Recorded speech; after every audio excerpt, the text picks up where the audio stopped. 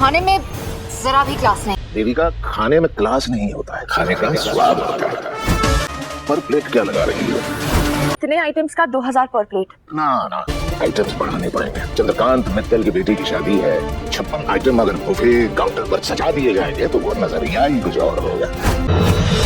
कितना लगाओगी पर plate? Uncle जी, 56 item का 5000 पर प्लेट। ना ना, चंद्रकांत मित्तल कभी गलत भाव नहीं लगाता है। 56 आइटम तो कम से कम पर प्लेट 8000 होना चाहिए। मैं दूंगा सिर्फ 7200।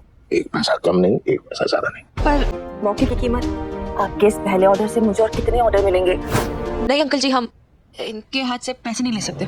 कि इस ऑर्डर का सबसे पहला एडवांस पेमेंट मुझे इस घर की पहली गृहलक्ष्मी ने दिया था, इसलिए अगर ये दूसरा एडवांस पेमेंट मुझे इस घर की दूसरी गृहलक्ष्मी दे सकती है कि मेरे काम में कोई बाधा नहीं आएगी।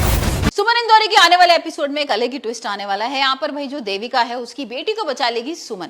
अब सुमन किस तरीके से बचाएगी, यहाँ पर पता ही है ना कि हाँ भाई रोटी बनाने आए हैं वो लोग, खाना बनाने आए हैं और अचानक से एकदम से ओवन में से आग निकलेगी और ब्लास्ट हो जाएगा किचन में। अब जो देविका की बेटी होती है वो भी भाई किचन के अंदर होती है। सारे लोग चिल्लाते चिल्लाते भाई भागते भागते जाते हैं और यहाँ पर लगता है कि अब तो कुछ गड़बड़ हो गया है, यहाँ पर उसकी जान को खतरा है। लेकिन अचानक से सुमन निकलती है और सुमन के साथ उसकी बेटी भी निकलती है। अब यही चीज देखकर ना यहाँ पर देविका भड़क जाती है सुमन के ऊपर।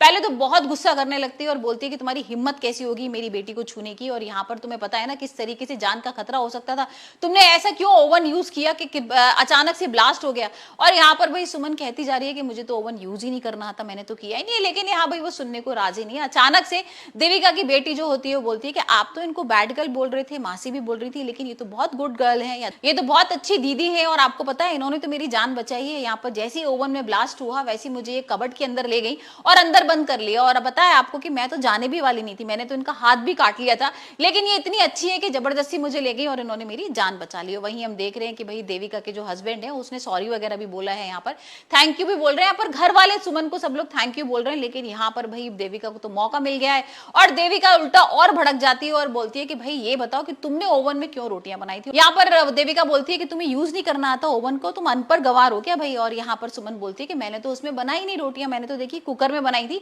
और हम तो भाई देशी लोग हैं, हमें ओवन वगैरह यूज नहीं करना आता, ना हमने कभी यूज किया है। और देखिए मैं रोटी आपको दिखाती हूँ मैंने किस तरीके से कुकर में बनाई है, और वो दिखाती है कि उसने इंदौरी स्टाइल में बिल्कुल रोटियां बनाई है कुकर के अंदर। अब ये जो रोटियां भाई ओवन में बनाई होती है ये वो शेफ होता है जो 5 स्टार होटल से देविका ने बुलाए थे।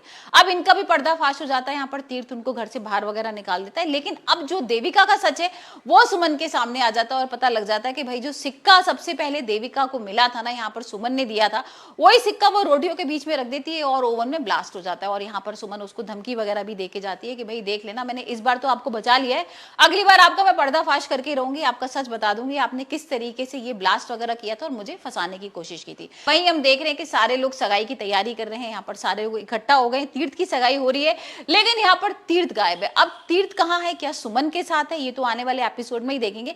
लेकिन आप मुझे बताइए आपको सुमन इंदौरी का एपिसोड कैसा लग रहा है और आपको क्या लगता है, क्या वाकई में यहाँ पर भाई तीर्थ की सगाई हो जाएगी या फिर यहाँ पर उसकी सगाई होगी सुमन से।